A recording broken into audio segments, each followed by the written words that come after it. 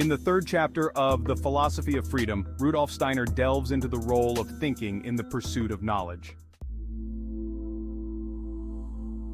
He begins by observing a simple phenomenon, a billiard ball striking another and setting it in motion.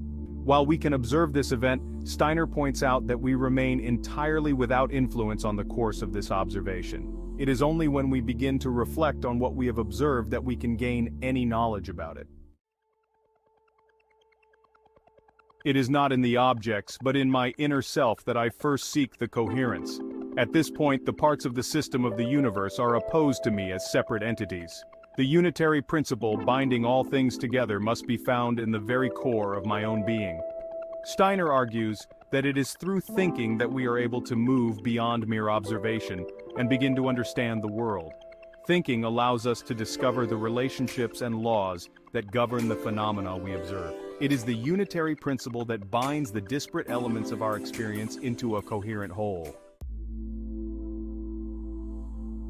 However, Steiner is quick to point out that not all thinking leads to genuine knowledge. He distinguishes between thinking that goes no further than a mere linking of observations, and whose justification is based on the very observations that form its content, and thinking that transcends the observed world. The former kind of thinking, while useful in practical life, does not lead to any deeper understanding of reality. It is only when thinking transcends the merely given, when it becomes an activity in itself, that it can lead to true knowledge.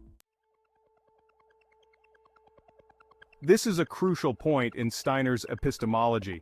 He argues that genuine knowledge is only possible when thinking becomes aware of its own nature and laws. It is not enough to simply apply thinking to the external world. We must also turn our attention inward and examine the very process of thinking itself.